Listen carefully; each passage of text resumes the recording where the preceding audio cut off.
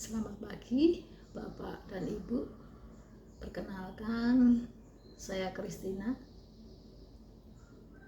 Pada pagi hari ini saya akan sedikit sharing tentang kulit. Kenapa saya mau bercerita tentang kulit? Karena sejak tahun 2026 saya menggeluti dunia home care, terutama dalam perawatan luka. Awalnya saya menggeluti dunia home care perawatan luka karena faktor ekonomi. Saya ingin mencukupi semua kebutuhan dalam keluarga saya. Makanya saya selain sebagai perawat, saya mencari kerjaan sampingan. Dan kebetulan kerjaan sampingan yang saya ambil sesuai dengan profesi saya adalah menjalani dunia home care khususnya dalam perawatan luka. Kemudian tahun 2014 saya mengikuti pelatihan perawatan luka dan semakin mendalami tentang luka. Meskipun semuanya masih proses belajar dan terus belajar. Itulah sebabnya saya ingin selalu upgrade ilmu terkait dengan perawatan luka. Nah, pada kesempatan pagi hari ini saya akan sharing terkait dengan kulit. Kulit normal kita merupakan organ yang terbesar, kurang lebih 15% dari berat badan dewasa. Misalnya kita punya berat 50 kg, ya 15% dari 50 kg itu merupakan kulit. Jadi ini hal yang cukup besar. Bagian tubuh kita terdiri dari kulit. Kemudian yang kedua, sepertiga dari volume sirkulasi darah tubuh itu diterima oleh kulit. Bayangkan, sepertiga volume sirkulasi darah tubuh itu diterima oleh kulit.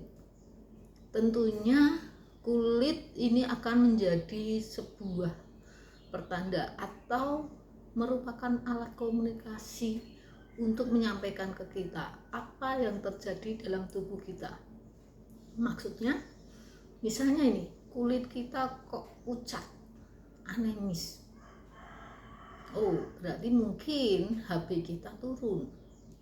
Kemudian kulit kita itu misalnya kering, tidak lembab. Berarti kemungkinan kulit kita kurang cairan atau dehidrasi. Atau mungkin kulit kita itu kuning, terlihat kuning. Nah, ini bisa mengkomunikasikan kulit kita mungkin mengalami bilirubin yang meningkat. Maka perlu dipahami, sangat dipahami kalau terjadi perubahan pada warna kulit, kemudian pada tekstur kulit, dan juga pada suhu. Tentunya ini cara untuk kulit itu mengkomunikasikan pada kita apa yang terjadi dalam tubuh kita. Kita harus peka. Misalnya nih, suhu kita, kulit itu terasa panas, berarti suhu kita meningkat. Jadi perlu sangat dipahami bahwasanya kulit menjadi alat komunikasi bagi tubuh kita untuk menyampaikan apa yang terjadi pada tubuh kita. Jika ada perubahan suhu, ada perubahan tekstur, ada perubahan warna pada kulit. Kemudian poin yang ketiga tentang kulit, ketebalan kulit. Ketebalan kulit kita itu sekitar 0,5 sampai 6 mm. Berarti ini tidak ada 1 cm. Nah, ini akan membantu kita dalam menentukan stadium luka. Kita tahu bahwa stadium luka itu ada stadium 1, stadium 2, stadium 3, stadium 4.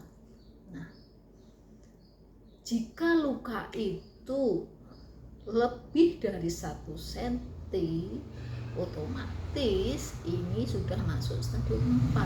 Karena apa? Kulit kita itu nggak lebih dari 1 cm, dia hanya 0,5 sampai 6 mm.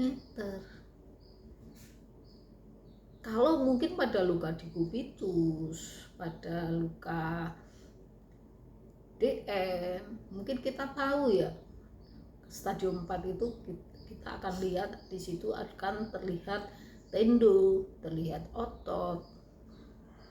Kita bisa tanpa mengukur kedalaman dari luka itu, kita bisa ini stadium berapa. Tapi pada kasus-kasus luka operasi yang mengalami gagal penyembuhan atau disebut luka dehiscence, kita nggak tahu nih luka itu apakah sudah sampai tendo atau belum. Nah, ini kita bisa pakai dengan cara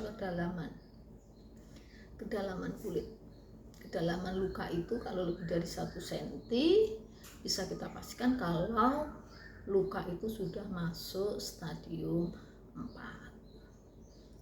Kemudian poin yang keempat yang perlu kita tahu tentang kulit, yaitu bahwasannya 1 inci dari kulit, 1 inci itu kalau kita dalam sentimeter 2,5 kali 2,5 cm. 1 inci itu terdiri dari 650 kelenjar keringat, 20 pembuluh darah, dan 60.000 melanosit, dan ribuan ujung saraf tepi. Bayangkan, 1 inci mengandung begitu banyaknya. Jika ada luka, berapa luas luka itu? Lebih dari 1 inci saja. Berarti sudah berapa banyak kelenjar keringat yang mengalami kerusakan? Berapa sudah pembuluh darah yang sudah mengalami kerusakan? Dan berapa puluh ribu melanosit yang sudah rusak? Dan tentunya ini akan mengganggu dari fungsi tubuh kita, di mana fungsi kulit yang utama adalah sebagai pelindung. Maka kalau terjadi kerusakan pada kulit, kita harus membalut, menutup luka itu. Kenapa? Karena kalau kulit itu mengalami luka, mengalami kerusakan, dia sebagai fungsi pelindungnya sudah nggak ada. Sedangkan kulit itu harus dilindungi. Organ-organ di dalamnya, di bawahnya setelah kulit luar harus dilindungi. Kalau nggak dibalut gimana? Fungsi kulit sebagai pelindung sudah hilang. Maka harus dibalut. Ini alasan luka harus dibalut.